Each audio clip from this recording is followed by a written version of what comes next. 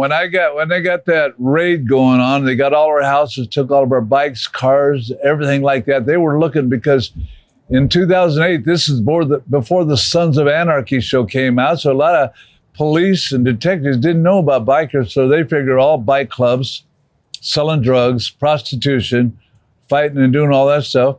So they raided our places, took everything. And I'm going to tell you, like it says, the ones that came to hate on me the most were my Christian brothers and sisters. It was outlaws that came and were the most helpful. And that's when I even made a change right there. One of the things I changed is I took off the Pastor Phil hat and I opened up a detox center in those homes. And I became the addiction specialist. I became the recovery specialist. I had to take off that hat because my Christian brothers and sisters say, what kind of pastor are you? Hanging out at a bar, fighting, going up for attempted murder. You're not a Christian. It was terrible.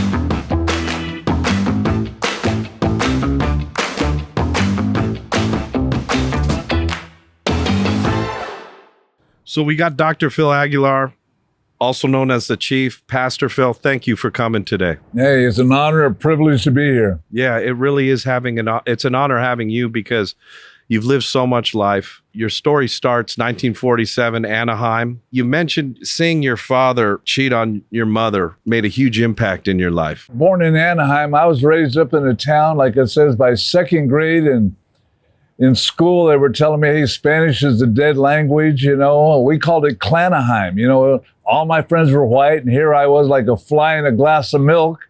It was a whole nother world. I'm the oldest of 6 kids, loving life, watching Father Knows Best on TV, all that good stuff. But at home, I'm watching what I want on TV. I want that life with the white picket fence. But at home, I'm hearing my dad scream at my mom. I'm watching him grab her by the hair and throw her against the wall. And by the time I was 10 years old, I was seeing somebody they called the housekeeper, holding hands with my dad. And I go, this doesn't look right. I couldn't process it. And I became a little pissed off at life about 10 years old. Like most kids in the 70s, you were, partying and you were kind of a rolling stone out there enjoying life. But one day a young lady says, hey, Phil, let's try hitting this cuchara. And that changed the course of your life. Can you explain to me what the high was from a heroin high? Like, how did it feel? I was a cocaine addict, and smoking my weed and everything like that. But I had this doctor, this psychiatrist I did cocaine with, and she goes, hey, let's try heroin. And I go, man, hey, that's for losers, no good. I knew everybody that I knew who did that, like burned their moms, grandparents. They could care less about anything but their filthy selves. But I said, okay, let's try one time. And I still remember putting my arm out there, and she put that needle in my arm. Oh, that hit a heroin. And for me, that was nirvana. That was heaven. That was a peace that I'd never felt before. Life had done me wrong. I was shaking my fist at God. I hated my dad. I became worse than he was.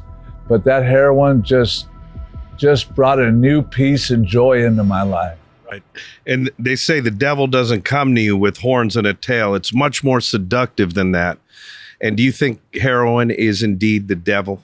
Oh, yeah, there's no doubt about it. Because like it says, it gives you that peaceful feeling, you just kind of get in that prenatal position like a little baby again. You want to get back in your mama's womb where it's all safe and warm. But it is the biggest liar in the world, because you hear stories about it's a monkey on your back and all that, but it is a gorilla on your back. It is more than I could ever imagine. Somebody opiates, just that opiates, because we don't care about going anywhere. You can lean us against a trash can. We can get that cigarette and burn our pants right in front of us. Nothing matters. You know, this is what a former guest on the show, rest in peace, Ryan Leone, had to say about a heroin high. So I smoked it was black tar heroin. It wasn't opium. Smoked it, loved it. And this is the best way I can describe what being high on heroin feels like. You know that feeling when you were younger and your parents would wake you up for school and you'd say, let me sleep for 5 more minutes. And you wouldn't necessarily go back to full sleep because you knew that you had to go up, but you'd be in that limbo between sleep and consciousness. And it's like this very blissful, warm, like you're in this cocoon of warmth. You're wrapped around You're wrapped around it. And that's what heroin always felt like for me. Now, there's some nausea associated with it, and it's, you get grouchy and itchy, but the actual high itself, that's the best way that I think I can describe it. That heroin journey, that monkey on your back, as you call it, was such a powerful feeling. But, they call it chasing the dragon, where the high starts to wear down and the detriment starts to go up, right? Oh, yeah. You mentioned you were stealing from your aunties, your mother, everybody. What other things did you find yourself doing to get that heroin, that dope? Well, the saddest part of my heroin addiction came near the end of it. And that's when I was in rehab many times. And one of the times I got out of rehab, I went to an Italian restaurant in downtown Anaheim. And I saw this beautiful woman, checked out to see if she was on the menu. And next thing you know, I told her my story, all my lies and lying. And I was pretty healthy from 90 days clean. And so I could tell she was one of those take care of the poor puppy dog type of ladies. And she didn't realize it, but she had a ministry called Captain Save-A-Ho, and I was that hoe. And so she took me under her wing, and the next thing you know, I was moved into her house. And like I said, I was clean, and I told her a little bit about my past, so she thought I'd changed. She told me, hey, you need to get a job, and she was gonna help straighten me out. But she ended up, next thing you know, she's missing things, keepsakes, stuff that was valuable, just stuff that her grandparents had given to her, all that stuff. But I got back under the influence. And next thing you know, my final disaster was one of my blood brothers said, hey, I need you to make a delivery of some cocaine from Ojai, California down to Garden Grove, California, pay you a certain amount. And so I said, okay, I can go for this. I'm 90 days clean, The next thing you know, on the way to make that delivery, I decided to start a ministry called Catch Me If You Can, Motherfuckers. Simple as that. Like it says, I burned those people for a kilo of heroin. And that was the beginning, like I says, of gramming that up, shooting that up. And I knew the only way to come down from that high was heroin. So bought a whole pile of heroin. And the next thing you know, like I said, I am out of my mind. I'm in my house. I'm fighting everybody, causing all kinds of things. And the next thing you know is the police surround the house, say Aguilar, and they came in. I started flushing drugs down the toilet. And then I found a cold pistol against my head saying, Aguilar, make a move. We'd like to kill you. And that was all done in my beautiful girlfriend's house, who is now my wife for 48 years. Shout out to Sandra for sticking through the most raw parts of your life. Oh yeah, she was there, like I says, and they locked me up. But I had one of those mothers who would bail me out all the time. But here I was, like I says, just close to 30 years old, called my mom to bail me out. And for the first time in my life, she said, no way, son. This is where you need to be. Because she knew I'd strung out, stole everything I could from her house, from all my brothers, from my sister's house. And so it was just beautiful to see how my mom is saying no to me. One of the things about her saying no to me was I was pissed off. I'd call her, I said, how can you say no to number one son? I used every line in the book, but I planned, as soon as she bailed me out, put her house up, I was gonna head to Mexico. I was gonna head out. I didn't care about her losing that house, working for it for 20 some years or anything like that. I didn't care about anything but me. Even my beautiful girlfriend, who is now my wife, didn't care about her, anything like that. But my mom said no, wouldn't bail me out. I had to face the cold facts now, kicking heroin in the Orange County Jail. I get shipped out to Chino State Prison in 1977. And while I'm there, I make a decision that I'm gonna go to AA meeting. I'm gonna do something to help myself. I go there to the AA meeting, and then I hear somebody say, hey, they're gonna have a church meeting down the hall. And so I go to this little meeting, about 50 inmates are there, and I hear this preacher start talking about Jesus. And something just hit me there. Now I know it was God, but at the time I was so pissed off at life, so miserable, didn't want to trust anybody or anything. But this man had a message that he shared, how God would forgive me and give me peace beyond my imagination. So then he closed up with a message. Anybody here like to give their life to Jesus? And inside, I was saying yes. But then he said, if you'd like to give your life to Jesus, stand up right now. That was one thing I wasn't willing to do at the moment. I didn't want to stand up there because I know I'm there with 50 other inmates that I'm going to be spending time with. And all I saw Christians as were weak, kiss ass, crybaby losers. But finally, once again, some inside of me, now I know it was God, gave me the power. I stood up there, and I stood up for the first time I can remember in my 30 years of life for something right, something good. And I gave my life to Jesus that day. And that was the beginning of a whole new experience. Locked up in Chino State Prison, but having Jesus in my life. Did that make your time go better? Oh my gosh. I'm telling you, one of the inmates there gave me a Bible. I started reading it. I found a mentor, a life coach in there, inmate who given their life to Jesus. There was an inmate who was coming back after he was released from prison doing ministry there.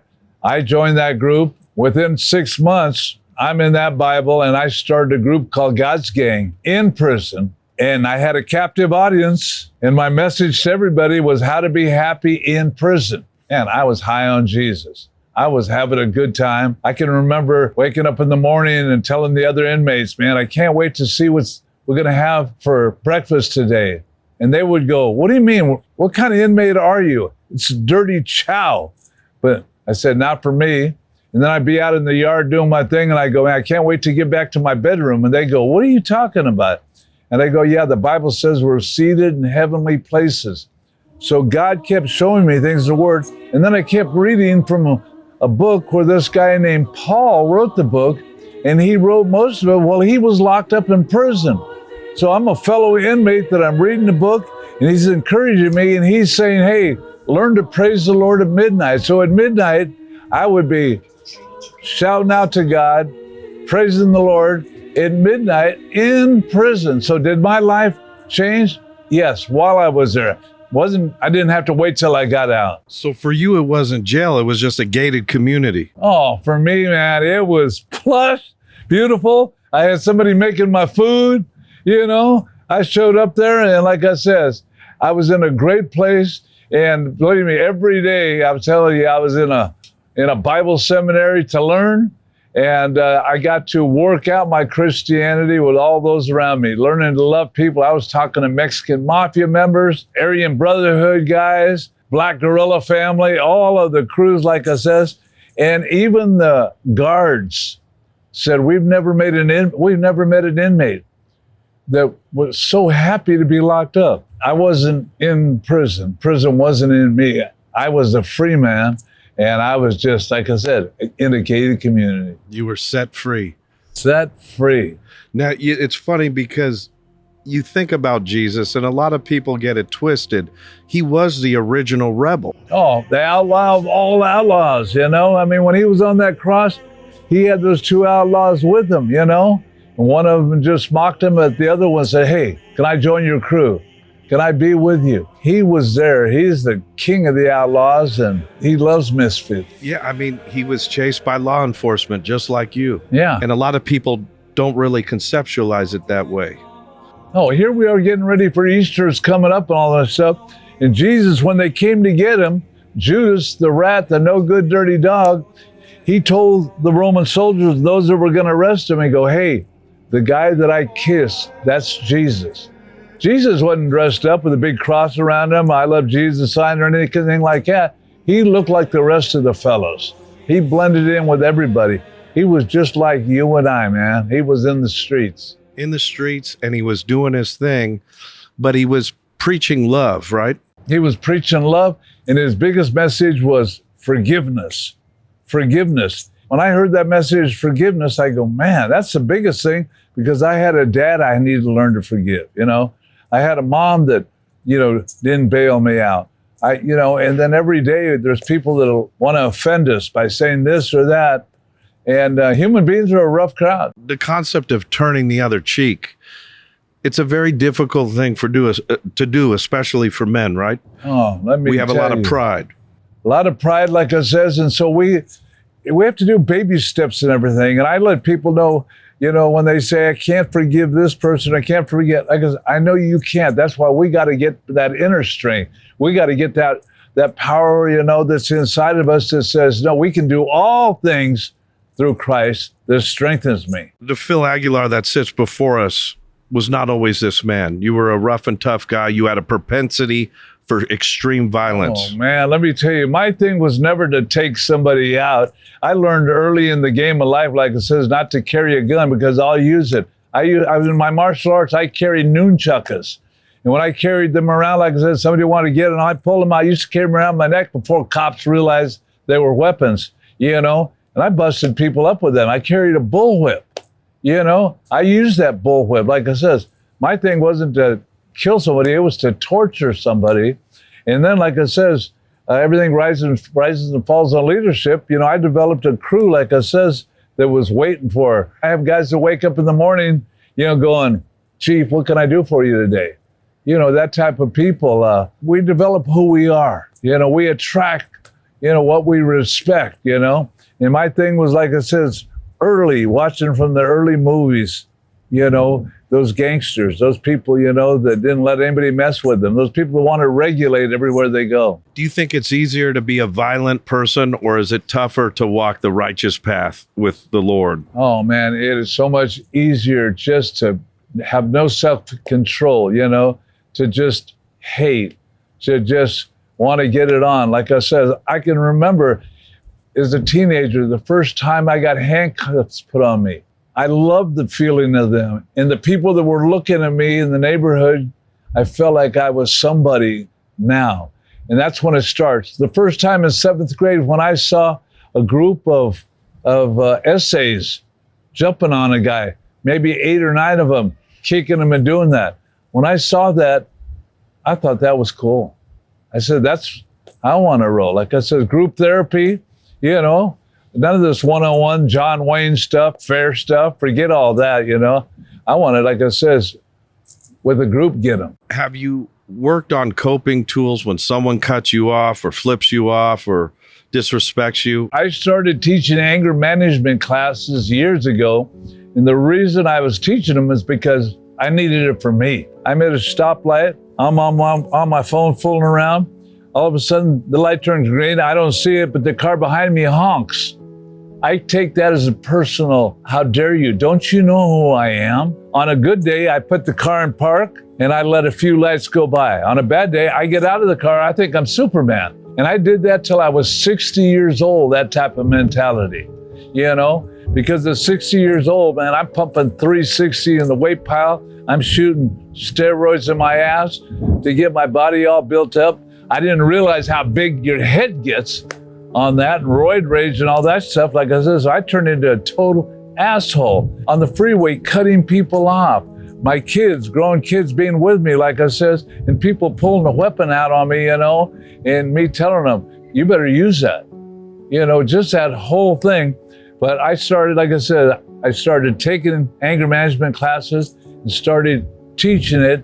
And it goes by baby steps, because the first thing is open aggression. We want to solve everything by some physical thing. And the other thing is stuffing that anger, and eventually it's going to come out and blow up. Right. So we all need to go to a group, Right. be part of an anger management group to control our anger. Manage it. You can't get rid of it all. Even the Bible says, be angry, but sin not. You're going to get angry, but learn how to control it. I made an oath to become a professional forgiver. And believe me, I didn't know what I was signing up for when I did that. But my life at 60 years old had gotten so crazy that I said, I need to change everything. Once again, it wasn't about getting rid of drugs. I already did that before. But we got some crazy things to go on that we do under a sober state.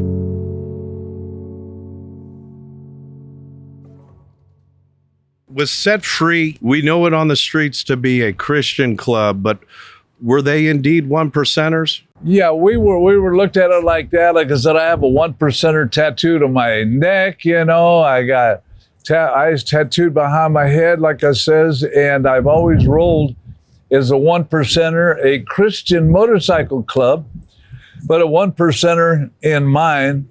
But my thing is always to try to bring peace. I did weddings and funerals and helped the Hells Angels, I did lots of weddings and funerals for the Mongols. And then the Vagos, I've hung out with all the leaders, all the shot callers. I worked with the Mexican Mafia, the Peni, the Aryan Brotherhood, all of them, always trying to help people, helping their people get off of drugs. But rolling, we all rub off on each other. And so that Christian motorcycle club that I started, we got a little bit prideful. And then it became a whole lot prideful. And I take full responsibility. Everything rises and falls on leadership. I mean, I started Set Free churches that went worldwide. I pioneered a place called the Dream Center that's known all over the world now. I did all these wonderful, great things, in the name of Jesus.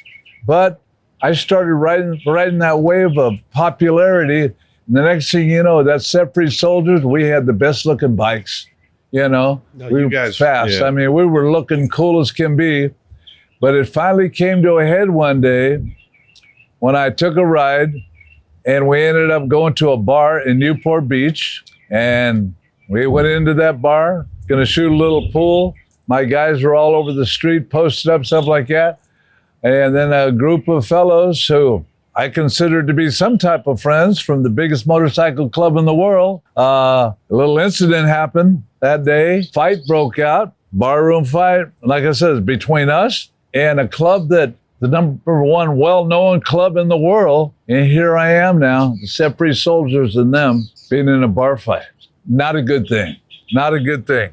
They left the bar. The police came, interrogated us. We told them, hey, I don't know who the fellows were. Some of our guys who were young were excited. Myself, I looked at it, this is just round one. Not a good thing. I'm a peacemaker. You got dragged into the whole politics. Yeah, And, one of the fellows that I had hanging out with me, not even a Set Free soldier, shot his mouth off. He was wrong, but it was too late to do anything about it. That was the beginning of a horrible day for the chief here. Yeah. Because I knew what came next. And sure enough, they let us go, the police and everything like that. But 2 weeks later, one of the biggest raids in Orange County history, I had 5 houses on one block in Anaheim. 5 city police departments showed up. SWAT teams, ATF, DEA, all showed up. The helicopters, the news people were all there. It went worldwide, this incident. And who's the ringleader they picked up along with a group of my soldiers? Me. The detectives told me, you're done. You're getting 30 years for this. My wife was in the paddy wagon. She's a normie. She had nothing to do with anything. All my grandkids are on the street. My sons are all locked up with me. I end up over in the Orange County Jail on $1 million bail, attempted murder charges, and a bunch of other charges. And I looked in the cell and I see a bunch of my soldiers. Like I said, some of them were my children. And I knew that they were there because they were playing follow the leader. I was the leader. That wasn't their choice to get in that fight, to be in that place. I knew I was going to the wrong place. I knew it was the wrong time. I take full responsibility of it. I'm not blaming anybody except myself. I made a decision I was going to have to become a professional forgiver. I didn't know exactly what I was saying, but I knew this much. I was going to change my whole life. That was 17 years ago. And believe me, one of the things you learn in addiction or anything like that, it's everything you got to change. It's your lifestyle you got to change. My lifestyle at that time was riding hard, riding to Vegas, riding to Frisco, riding to Sturgis, wherever, fastest bikes, best looking bike. And everywhere you go, you regulate. Got people posted up here. That whole power rush, being the head of the pack, riding by, and people, when you pull in places, a little bit fearful, all that kind of stuff.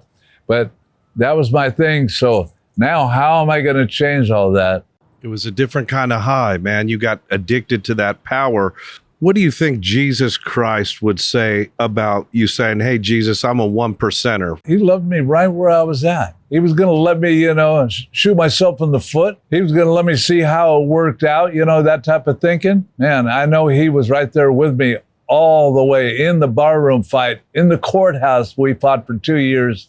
All of that, he was there. Because you could have been wash away Joshua, right? Oh, completely, like I says, And do you think that the more you walk with Christ, the more the enemy comes for you? Oh, yeah. He wants to take out the leaders. Like right now where I'm doing this, giving my testimony, I know the devil is right around the corner doing push-ups, ready to try to take me out by saying, hey, you that's all a bunch of shit. You're not that man, Go back to that old person. Behind you is the city they call Los Angeles, the city of angels, but a lot of people call it the city of demons. It seems like these cold and wicked streets are unforgiving, they're undefeated.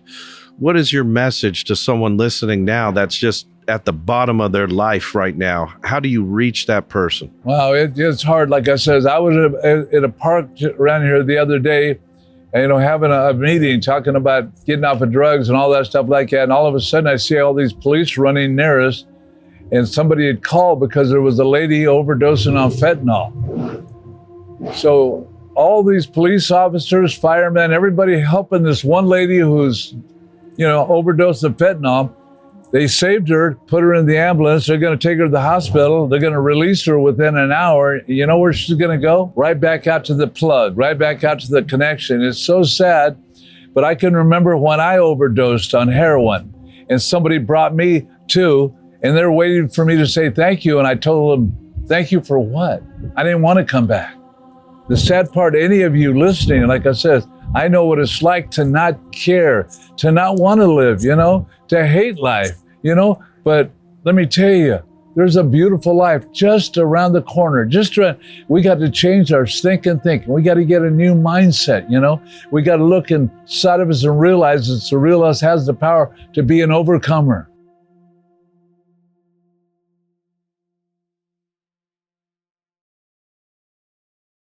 Let me ask you this. When you start to a pity party starts to be thrown in your mind, what are some techniques to get out of that? Oh, that's a good one. Like I said, what I do the minute I wake up is I pull a GTA every morning. Grateful, thankful, and appreciative. Then I do a checkup from the neck up because I got to watch out for my stinking thinking. I walk into the bathroom, go to that mirror, and I point. I say, you're the guy I got to watch out for today.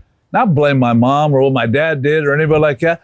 Or, take responsibility. Don't be a victim, because if you're a victim, victimitis. Poor me, then you'll be pouring yourself another drink. So how we started our day. And then affirmations or reading things like that or listening to podcasts to get us going. When I'm driving here, I'm talking to my wife. I'm making sure if I'm married, I do date nights. I get with her. Like I said, I make sure to make time. And like Soundman said, like I said, enjoying the ride. We got to do stuff that's going to make us enjoying this ride. So what I do is I tell myself every day, today, is Super Bowl day. And every day when I wake up, it's Super Bowl. Because Super Bowl's, I got to make this. Because too often people go, how's it going? And you'll say, same old shit. And if you keep saying the same old shit, you know what you're going to have? Same old shit. So changing our whole way of thinking and how we talk it. Listen to Soundman, like I said, we're the producers, directors of our life. One day at a time. Yesterday's dead and gone. Tomorrow's not promised. So we got to take this one day, squeeze the most out of it. Like I said, I'm in the last, the time clock's running. I'm in the last inning, but I want to go out and go for a home run, every day. When you had the G-Wagon and you were at the top of your game with all the toys, as you said, did it still feel empty? Did it give you that little shot? Hey, brother, let me tell you, like if people talk about going viral, this and everything like that, says in 1991, I had a TV program on Trinity Broadcasting Network. It's the biggest Christian TV network in the world. I had my own program. Jan and Paul Krause, the owners of that, loved me. Jan said I was more like Jesus than anybody she ever met. I was riding the wave high. Thousands of members of my church on this TV program. My kids doing rap. I was able to preach. All this is going on, but I still walked across the street to my house alone. I was empty. You know, it was all wonderful. I had to get back down to the simple things of life. You know, you've worked with a lot of celebrities, from Fieldy, from Korn, Snoop Dogg. We could go on. And a lot of these guys, it seems, that turn to God when things are going bad. You know, how important is it to walk with God when things are going good? Oh, yeah, that's so heavy. Like I said, like Fieldy from Korn, you know, his dad was coming to my church for a long time. Then when his dad died, Fieldy, you know, asked, where'd my dad go to church at? I want to go there. So he came there, gave his life to the Lord. And, you know, it's usually during tough times like that. When things are going good, thanking God is very important, like I said, because that means that we're aware that, you know, hey, God's not there just through the tough time. He's there in the good times. He's the one that takes us to the mountaintops. He's the one that blesses us with another breath, you know. The things that we don't see are more real than the things that are tangible. You know, do you think we're born condemned? Do you believe in the concept of original sin? When we come out of the womb, are we already cursed? Or is it something that society creates in us to lie and cheat? I definitely believe that we were born in sin. Every time I go to the hospital, I see a new little baby, I go, look at this sweet little sinner. I just believe that all of us have that in us, you know, where we see a sign that says, don't touch, we want to touch it, you know? And so, yeah, we're born with that. There's none righteous, no, not one, not the Pope, not me, anybody else, like it says. So we got to deal with that. And the enemy's there, right in the Garden of Eden right there, like it says, Eve, Satan was right there. Lucifer was there, whispering in her ears, seeds of doubt. There ain't no God. God didn't do that. And that's the same today. When we start hearing God from a person, something like that, there's that little voice, the accuser of the brethren, says, bullshit, that ain't real. There's always that thing, like it says, we got the devil on one shoulder and Jesus on the other shoulder. You know, it's hard to stay sober when the devil's on your shoulder and he's there all the time. Temptation is everywhere. We got to learn to be overcome. We got to learn to be soldiers. We got to learn to fight the good fight. And I tell people, if you're under 30 years old, you're young, dumb, full of rum. If you're in your 30s, you're dirty 30s. If you're in your 40s, you're trying to figure it out right now. And hopefully in your 50s, hey. How important is it to have a strong woman in your life as a man? It can make or break you, right, Doc? This is a woke generation. Like I said, I got grandkids in the 20s, you know, and they got their girlfriends, you know, and I say, hey, when do you get married? And they go, Papa, that's your generation. Let me tell you, a commitment doesn't work. We need to make a commitment to a woman. He that finds a wife finds a good thing. So I got a good thing that I found. But like I said, opening up that present, not realizing how blessed I was, taking some time. It has taken some time. I thank God for my wife being patient. You know, I helped make her the woman she is by putting through all the trials and bullshit. You talk about recovery and dealing with some really addicts that are in the darkest places. How important is a faith component in all of this? Wow. One of the things that people go into any kind of 12-step program, anything like that, they say you got to look for a higher power. So for most of us, we got to get that higher power somewhere, whatever we choose to be. And sometimes we choose ourselves to be that higher power. Whatever works for you is what's necessary. Kind of the God of your understanding, right? Yeah, exactly. Like I said, I'm not about to interpret, you know, say you got to have a certain way and stuff like that. And I tell them, seek and ye shall find. I don't want them to think I'm the answer all the time. Right. And that's why I say in life, we got to find, hey, there's a lot of, back in my day, you go to Rite Aid, there was only 6 flavors of ice cream. Now there are 66 flavors of ice cream. We got to find the flavor that fits us. We got to find a tribe. The Set Free tribe ain't for everybody. But like I said, hey, we're rocking and rolling, and we people, they come to church, they're blowing their vapes and doing everything like that. They're regular people. That don't trip me out. I'm just happy they're there. I don't care if they're high there, they're drunk there, they're whatever there, like I said. You wrote a really interesting book called Father, Forgive Me for I Have Sinned, and it highlights your journey through life. What's another good book for someone to pick up that'll get them in the spirit of the Lord and get their life on track? Well, a lot of people know about this guy named Jordan Peterson. He's known as, in the Western Hemisphere, one of the greatest intellectuals around. So that means he's just a smarty pants. You know, he brings down the cookies where the kids can reach them in a book called The 12 Laws for Life. And the first law is stand up straight, shoulders back. You know, simple little things like that. And he talks about that in his book. So that I would highly recommend that book for people. He gives a pretty picture to our world, our life, and the best way to live. Right. How can our audience tap in with you? Are you on social? Yeah, what's really good, like I said, setfreeanaheim.com. Setfreeanaheim.com. You'll get on there. It's ways to be able to give to help us. And we're on Facebook, you know, on Instagram, Phil Aguilar, SF. And so we're on that social media all the time, having fun. We're showing all of our meetings. You can see what our meetings like. You can tap into our meetings online and hear the testimonies, hear the speakers. We want to encourage anyone in the LA, Southern California area to come to Set Free. Just check out one of your services. A lot of people are intimidated to go into churches. They feel they're going to be judged. They got too many tattoos. They have, they have a sinful past. We got a hugger crew. We got free barbecue crew. You know, we got a DJ playing music of all kinds. We want life to be enjoyable, to be fun. The Bible says the joy of the Lord is our strength. It's a wild, crazy, different flavor to recovery. Believe me, we're having a good time on this ride. How do you want to be remembered? What do you want people to say who Dr. Phil was? That he loved his life, that he loved his wife, that he loved his children, loved his grandchildren, and loved everybody that he came into contact with. I just want to be known as the lover of soul. Thank you, Dr. Phil, for coming, man. Thank you.